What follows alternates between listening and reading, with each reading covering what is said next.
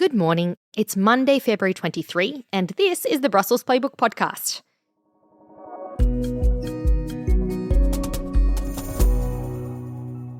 The vibe in Brussels today is uneasy, as foreign ministers gather, hoping to agree on the 20th sanctions package against Russia, which Hungary is threatening to block. Meanwhile, Ursula von der Leyen and Antonio Costa are heading to Ukraine to mark the anniversary of the war. Also on the podcast, Iceland is eyeing a fast-track EU comeback, and there's tariff turmoil in the US. I'm Zoya Sheftalovich, Politico's chief EU correspondent, and with me here today is our chief foreign affairs correspondent, Nick Vinocur. Hey, Nick. Hey, Zoya. What's your favourite fruit? Apples. That's also the only fruit. I like a pamplemousse. A pamplemousse. Yeah. Those are good. I like the little bitter bite there. Delicious. All right, let's get to our first story today. EU foreign ministers are gathering here in town this morning. That's your turf, Nick, the Foreign Affairs Council. They're having breakfast. There's a lot on their plate, though, because obviously there's been this explosion with Hungary threatening to take the 20th sanctions package down. Right. So it's a big moment, right? We're gearing up for the 4th anniversary of Russia's war against Ukraine. And the idea was that Ursula von der Leyen and Antonio Costa would come to Kyiv bearing gifts, a 20th sanctions package against Russia, and also the promise of a 90 billion euro loan for Ukraine. And over the weekend, Hungary has, as it knows how to do, has put this in doubt by threatening to derail not only the 90 billion loan, but also the sanctions package. Yeah, Nick, so this trip has been a while in the making. Antonio Costa and Ursula von der Leyen, the Council President and the Commission President, they're on their way to Kyiv later today, Nick. Actually, I'm going to be on this trip with them. And they had thought that they were coming with a pretty good deal because it is the 4th anniversary of the war. It's been an absolutely brutal winter and Ukraine needs a win here. But Hungary has just basically exploded the whole thing. And the issue here is the Druzhba oil pipeline. That's the pipeline that takes Russian oil to Hungary and to Slovakia. And Slovakia is in on the act, by the way, as well. And basically in January, on the 27th of January, there was a hit on Ukrainian energy infrastructure. And the oil pipeline stopped essentially providing that oil to Hungary and to Slovakia. And the Hungarians are now accusing Ukraine of not quickly enough repairing it or of being intentionally, essentially dragging their heels, because the Druzhba pipeline is essentially a key piece of infrastructure that gives both money to Russia and funds the war effectively because it keeps the oil flowing. So this is kind of where it's all coming from. The Ukrainians have responded furiously, obviously, because they're saying, look, A, this is not at all what we're doing, and B, we can provide you oil in other ways. But this is definitely going to be kind of a showdown today, right, Nick?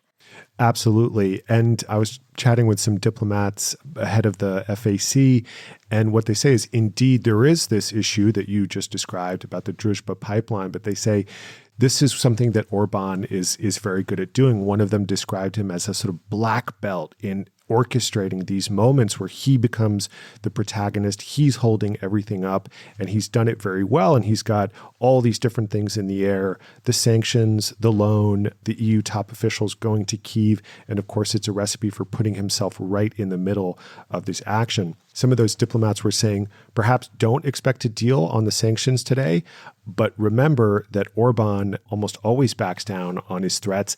So they expect those sanctions to go forward, but he is intending to rain on the parade in Kyiv. Yeah, Orban often backs down, but sometimes he extracts a pretty nice price for that backing down. So, you know, what sort of stuff is he trying to extract from the EU? We know that there is some funding that he'd like the EU to unfreeze, money for Hungary.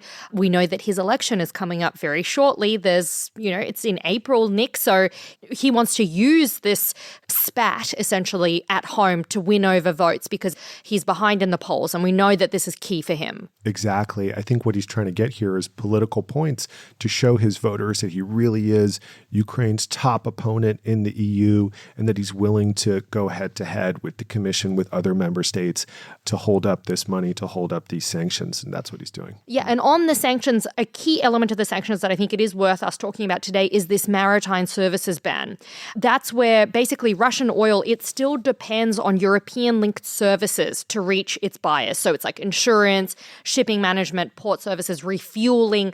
And so the idea for this 20th sanctions package, the major change here is that there would be a full ban, meaning EU companies, they can no longer provide services to these ships that are carrying Russian oil. So that would make it much more expensive, right, Nick? Yeah, so it would pack a big punch effectively because you've got sanctions that target the oil exports, the Russian ships themselves. Then you've got sanctions that target the shadow fleet. And what we're doing here is saying, what we're going to do is make it impossible for the shadow fleet to get maintained and to get serviced in EU ports. And a lot of the places where these ships are supposed to stop are actually in the EU. And now this is something that most countries are pushing for, some optimism in briefings last week. We know that Greece and Malta, which have a big maritime services sector, had some objections, but there was optimism that those issues could be worked through to really kind of deliver this big punch for the 20th package. I remember the United States has also been on board in going after the shadow fleet. And then, of course, this Hungary issue came up. And now what people are talking about is, will there be a call from Donald Trump? In the past, when Hungary has been blocking or holding up a big package, Washington has stepped in and told Budapest, well, maybe it'd be a good idea if you let this one go. And people are kind of hoping for that today. Well, it's going to be a fascinating Foreign Affairs Council. I'm really interested to see what comes out of it because we know that this is kind of the last opportunity before Ursula von der Leyen and Antonio Costa get on this plane and on the train to Ukraine. You're hearing some reports that there may even be kind of a last-minute scramble later today after the FAC, right?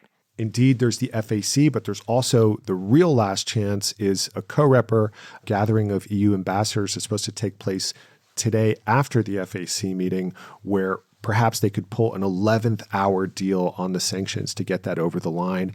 Diplomats kind of mixed views on that, whether that would be possible.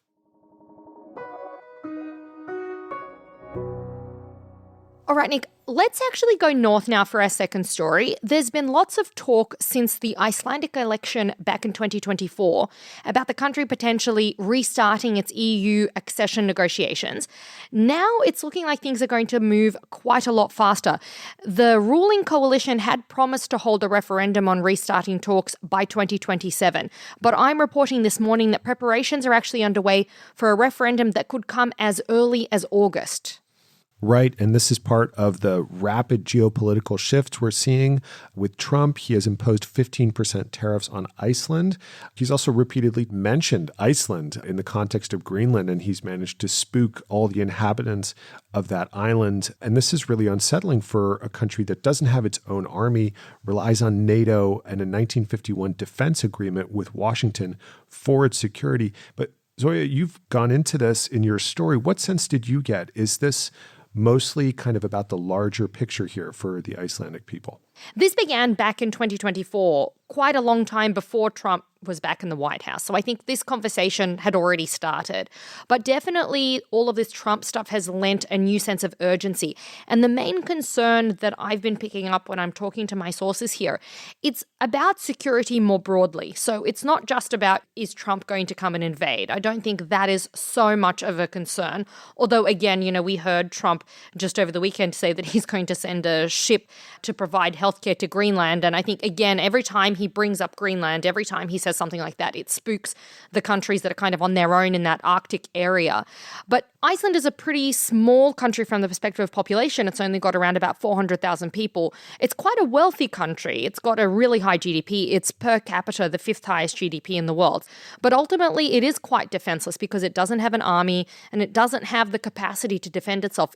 Right. And let's not forget that they have considered EU membership in the past, right? They've been down this road before. They applied in 2009. And then what happened? What happened was 2009 was the nexus of the global financial crisis and the Icelandic banking crisis. So 3 of their banks collapsed. Their currency was devalued hugely. And it was a real very difficult time for Iceland. So that's when they decided to apply for EU membership, looking at it as sort of like a lifeboat, really. But then by 2013, Iceland had really quite significantly recovered. Their currency was doing well. Their exports were doing well because of that devaluation of the currency. And so they were doing quite well. But meanwhile, it was the peak of the Eurozone crisis. And they had looked at what was happening in Europe and they looked at what was happening in Iceland and decided that they weren't actually all that keen to join the bloc anymore. And actually, they withdrew their application. So that's the backstory. Now, of course, the context has changed significantly, and they're back looking at it again. Now, we don't know whether the vote will be a yes or a no vote once this referendum happens, but nonetheless, there is this sense that this feels more likely now than it did before. Mm-hmm. And things now look different inside the EU as well, isn't it? I mean, we've had Brexit. There's also a fishing issue, which seems to have kind of shifted. Yeah, it's exactly that, because one of the major blocks in the talks last time was fishing. Iceland was having this massive dispute with the UK over mackerel fishing rights, because generally speaking, mackerel used to hang out in UK waters, but because of the warming of the oceans and global warming in general and climate change, those mackerel were starting to go then north and were in Icelandic waters. And the Icelanders wanted to fish more, and the UK was really mad about it. And so there were a series of spats, and essentially the UK was blocking in some ways Iceland's talks, and there was a lot of drama around mackerel fishing at the time. Now, of course, the UK isn't in the EU anymore. Ta-da! The Brexit dividend for Iceland. And in your story, you report that things could go very quickly with Iceland, right? They fulfill a lot of the criteria already. Walk us through sort of what could happen in terms of Iceland joining. Yeah, that's right, Nick. Basically, because Iceland is already in the European Economic Area, because they're in the Schengen zone, a lot of the EU's legislation is already on Iceland's books. So they've done heaps of the homework. In fact, I did have one EU source speculating to me that if they were really fast, Iceland could probably close negotiations within a year if they reopened them. So that would effectively put them almost at the front of the line here, because we've been talking a lot about Montenegro being a potential joiner in the coming 2 years. Even Ukraine, you've reported that there's talk of Ukraine coming in via reverse enlargement in 2027. Where's Iceland in that running? Well, it would be pretty high on that list. I'm not going to say that it would be first in line, but it could be very, very quick if it does decide to go ahead with this. Of course, the thing to remember is that even after the negotiations are finished, it would still need to go to a referendum, a second referendum among Icelanders to decide whether they want in or not. So things could all still fall apart at the last hurdle. All right.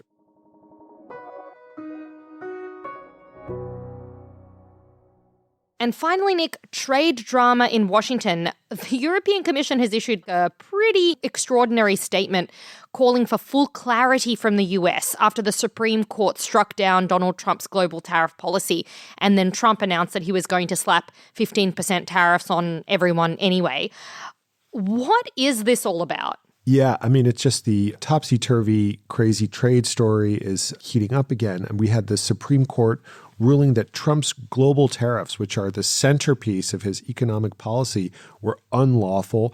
And instead of backing down, Trump responded the next day by announcing a brand new global tariff rate of 15% using a different legal tool that may well be open to challenge itself. So the legal foundation changed overnight, but the approach is the same from the administration.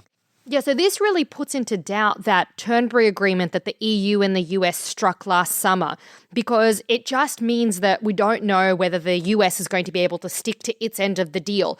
It's actually gotten so far that Bernd Lange from the European Parliament's Trade Committee, he's the chair of that committee, he's now calling for a delay to a vote that was supposed to happen this Tuesday on implementing the EU side of the deal. So really watch this space.